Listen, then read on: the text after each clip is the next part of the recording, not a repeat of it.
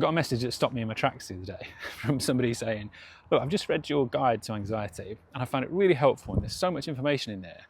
So I think you describing it as a little guide is overly modest, to be honest. And my reaction was,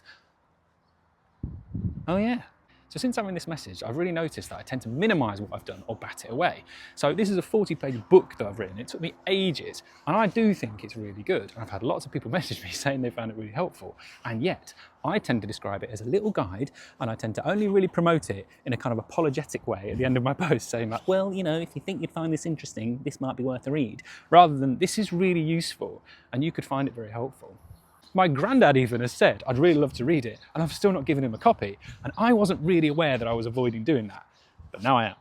Sometimes when you're playing yourself down, you don't even notice that you're doing it. So it's quite common when I'm talking to somebody in a session, I might say something like, just notice that you've sort of put yourself down 3 or 4 times during the time we've been speaking.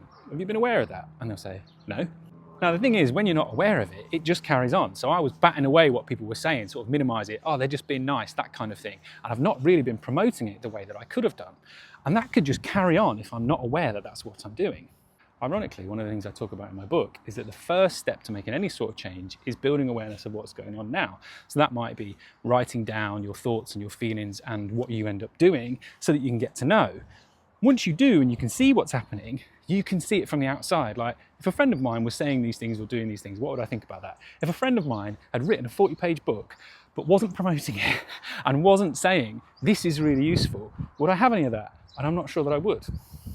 Once you can ask those questions, then you can start thinking about, well, what do I want to be able to do instead? So for me, now what I want to be able to practice doing is promoting what I'm doing. So rather than saying, I've written this little thing that might be helpful if you like this stuff, instead I can say, I've written a 40-page book. It's available for free and it's packed full of really useful stuff about anxiety. But most importantly, the thing I'm most proud of is the tone that it takes, because I think it will help you understand your anxiety as something that's much more normal than you might think.